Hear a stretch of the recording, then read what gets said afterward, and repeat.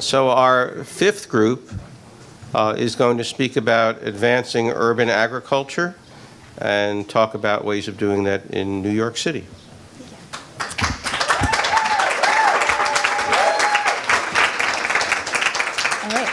Good morning, everyone. My name is Devika Kaul, and on behalf of my workshop team, I'm pleased to present Advancing Urban Agriculture, Policy Recommendations for a More Resilient New York City. Urban agriculture is broadly defined as the production of food within city limits. But in New York City, urban agriculture extends far beyond just food production. In fact, the city is quite limited in its ability to produce food, but more importantly, urban agriculture plays a role in improving the quality of life for New Yorkers. Urban agriculture is found in many forms across the 5 boroughs and supports a wide range of benefits from community cohesion and job creation to supporting physical activity and promoting green infrastructure. And while it's clear that urban agriculture isn't here to feed the entire population, it does serve a larger purpose by enhancing environmental, social, and economic resilience. But despite urban agriculture's potential to support resilience, the city often underrecognizes its potential. You might be surprised to hear that New York City is home to the largest network of community gardens in the country that have been supporting community development since the 1960s. The city has 6 commercial-scale rooftop farms that are mitigating stormwater runoff and providing green jobs, and a number of individuals raising animals such as chickens and bees. The city has a growing network of 500 beekeepers that are supporting pollination and selling honey throughout the city. The city also has 715 gardens in public schools, teaching kids about nutrition and science education, and 4 commercial vertical farms that are growing food without soil and using innovative technology that could shape the future of food production. These examples highlight just a few of the many urban agriculture practices found in New York City. But despite urban agriculture's large presence and long history in New York, there's a lack of coordinated policy and infrastructure to support urban agriculture, making it difficult for it to reach its full potential. One person working to enable that potential is our client. Councilmember Rafael Aspinall Jr. represents the 37th District of New York City in Brooklyn. He's very committed to sustainability and very forward-thinking. Last year, he sponsored Introduction 1661, a bill calling for the creation of an urban agriculture comprehensive plan. The bill resulted in an amended version that created a website for urban agriculture. And while this was a step forward, there is still much that needs to be done, and the council member is very committed to building upon 1661. Our objective this semester is to develop a targeted set of policy recommendations and provide the council member with tools to promote urban agriculture policy.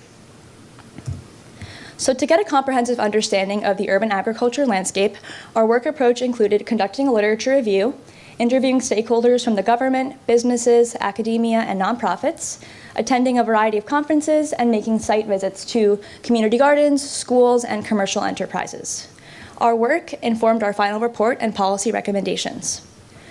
We also prepared an annotated bibliography summarizing our literature review, a quantitative fact sheet with data visualizations, and condensed one-pagers of our key policy recommendations. These deliverables serve as tools for our client to use throughout the negotiation process. So we arrived at 10 key policy recommendations based on our client's priorities. He asked us to create solutions that fall into these 3 general categories shown here. At the top, we have the high-level governance solutions. Then we have regulations that expand or amend existing laws, and on-the-ground operational changes. I'm going to walk through one example of our recommendations in each of these 3 categories. So our main governance solution is to establish a centralized office for urban agriculture. Currently, the city lacks a designated body for urban agriculture and has made most policy decisions on an ad hoc basis.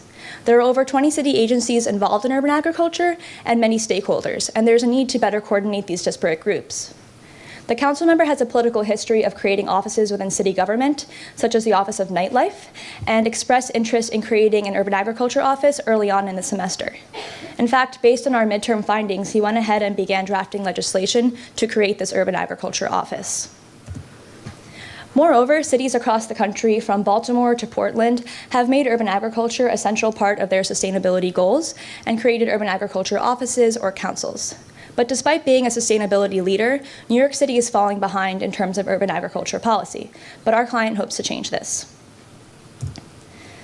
Creating a centralized office would help streamline urban agriculture policy planning and implementation. We believe it could also help support equitable political representation by creating an urban agriculture strategic council. By convening a variety of stakeholders, this council could help give more people a voice in urban agriculture policy and steer initiatives. Several of the cities I just showed you on the map have already created multi-stakeholder councils for urban agriculture that have been quite successful. At the regulations level, one of our recommendations is to integrate development and urban agriculture by amending existing zoning regulations. We saw an issue between housing development and urban agriculture when it comes to vacant lots. Many communities utilize vacant lots to build their gardens, but 70% of all the vacant lots suitable for urban agriculture in New York City are currently located on residentially zoned land. So this means that these same vacant lots can be used by housing developers to put up buildings. Given the importance to house New York City's growing population, there's increased tension between housing development and urban agriculture. So keeping this issue in mind, you may have seen plazas like this one throughout New York City. These are called privately owned public spaces, or POPs. These public spaces are created because developers can get permission to build over a larger area if they agree to designate part of that area for a public use. One public use identified through POPs is the creation of green space. As you can see in this map here, POPs are found across New York City, and this program has been successful in creating more green spaces. Based on this success, we recommend creating an incentive specifically for urban agriculture through POPs. By amending privately owned public spaces to include urban agriculture, then developers creating housing on vacant lots can also support urban agriculture. Some developers are already doing this. This is a rendering of an affordable housing development being built in the Bronx that has a rooftop community garden. If other developers in areas like Bronx and the Brooklyn that have a high demand for housing and urban agriculture were to be incentivized to support urban agriculture, they could better integrate the two. So last but not least, at the operations level, one of our recommendations is to establish consistent access to quality soil.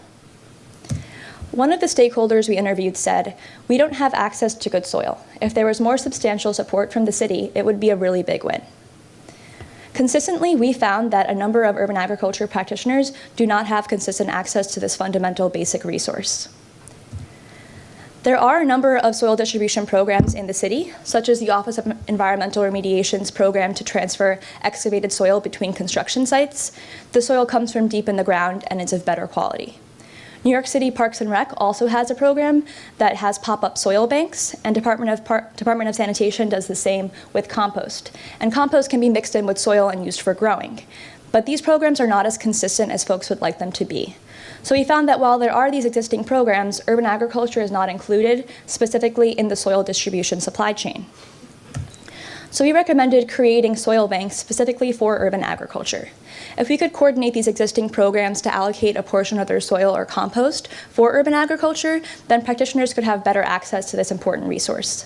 If we were to create the centralized office, as I mentioned earlier, this is something they could help organize. To assess the highest impact areas to place these soil banks, we created a map showing the distribution of community gardens throughout the city. The lightest areas have the fewest gardens, and the darkest areas have the most gardens. Based on this, we recommend placing 6 soil banks in the high-impact areas in parks shown by the yellow dots. By creating these soil banks, then a number of practitioners, including community gardeners, schools, and individuals, could all benefit. And to note, we also went into more detail on soil quality and soil safety in our report. So these are a few of our recommendations to give you a broad sense of some of the urban agriculture policy issues. For our next steps, we have our client briefing this afternoon, where we'll present our findings to about 30 officials, including our client, a number of other council members, the Brooklyn Borough President, and other representatives from city agencies. Next week, we will present our findings at a larger town hall meeting in coordination with the council member to further the discussion on urban agriculture policy. We expect about 80 attendees, including a number of our clients' constituents, city officials, urban agriculture practitioners, and stakeholders from academia and businesses, among others. Councilmember Aspinall is very active in this effort and wants to move forward with urban agriculture policy as soon as possible. We hope that our work will provide him with the tools to introduce legislation that can be readily implemented. Moving forward, our team and our client believe that with more coordinated policy, urban agriculture can reach its full potential and be recognized as a multidimensional tool to support resilience in New York City. I'd like to thank our entire workshop team for their hard work throughout the semester, especially our managers, Alex and Becky, and our wonderful faculty advisor, Dr. Nancy Degnan, for all of her help and support throughout the semester. Thank you for listening, and I'd be happy to take any questions.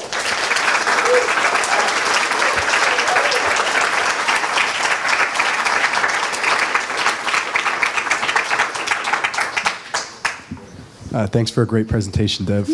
I'm curious to hear what some of the other options are under the POPs category. Okay. And how competitive urban ag is in the developer's eyes with some of these other options. Do you mean other incentives that they offer through POPs, like other than green spaces? I think you mentioned that urban ag was one of the uses that could be utilized under the POPs approach, but that there were other choices that developers could make to use that space. So how competitive is urban ag? And if it's less competitive, did you think through some additional incentives to help that one stand out? Sure. So urban agriculture is not a current incentive under POPs. Our recommendation is to create that as an additional one, just to clarify. The main incentive through POPs is to have people to have developers have the permission to build over a larger area if they designate part of that for a public use. So the main public uses that you see throughout the city in those plazas are like trees, green spaces. Other uses are offering like public bathrooms, things like that. So the POPs regulation is very limited in just providing a public space. There aren't really any other incentives. And this was created back in like 1965. So this would kind of be something new and a novel idea to add an urban agriculture incentive. But we think that it could be successful because there are a number of developers, as I showed in the picture, that have already kind of integrated this into development. And given the tension between housing and between housing and urban agriculture, this could kind of help alleviate some of that tension. So.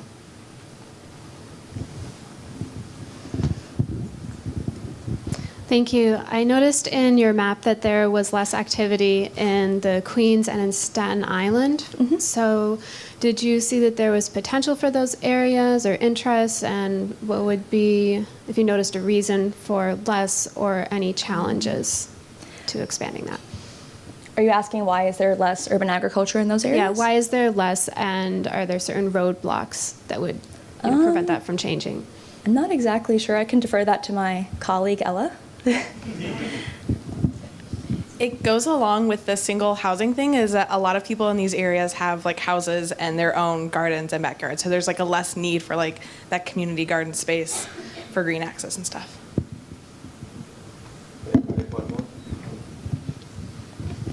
Great job, Dev. My question's also, I noticed here on this map that in Manhattan, in the east side of the park, there's a lack of community gardens. And I noticed on the previous slide that that's where a lot of the POPs are. And I was wondering if that was like a key reason you identified the POPs as like a good opportunity, or if that would just be like a side benefit. That's a great point. The reason why there are so many POPs in kind of like Midtown Manhattan is because it's very commercial there. And like historically, most of the POPs locations have been in commercial areas, but it does also apply to residential areas. So that's why we identified this as a big opportunity to kind of expand POPs for residential development as well. So, but that's an interesting point that that you made. Thanks. Thank you.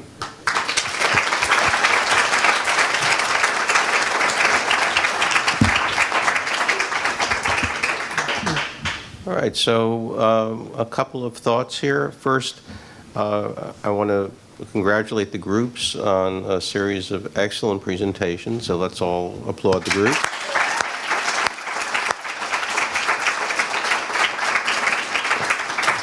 And the faculty advisors, I'd like you to thank them as well.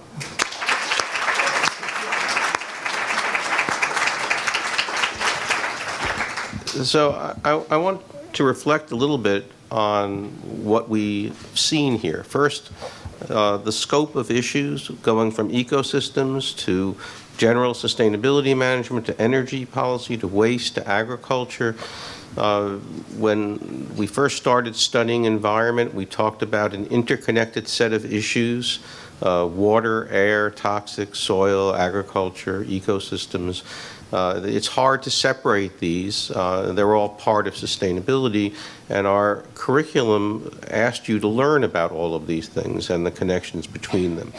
What happens in problem solving very often, though, is you focus on one thing at a time. And in focusing on one thing at a time, hopefully you're bringing to bear your knowledge of other areas. So we looked at climate and ecology. We looked at energy and waste and agriculture and brought all those together in problem-solving exercises. You may not think of this as a particularly important or unique kind of attribute, but you are thinking about sustainability problems in a way that most people don't. They not only separate them, but they never connect them. And they don't really know how one impacts the other. And so that's part of what you will bring to the professional world with your perspective. The other things you'll be bringing are skills in doing these kinds of briefings, which are communication exercises. You probably have noticed in some of your other classes that aren't in this program, people making presentations that make you want to cringe because they're too long, they don't have a main theme to it, and sometimes they're hard to follow because of that. That won't be a problem that you're going to have. Also, people working together in groups and learning how to interact with each other and respect each other is something that's characteristic of this group and of the groups that have graduated before you.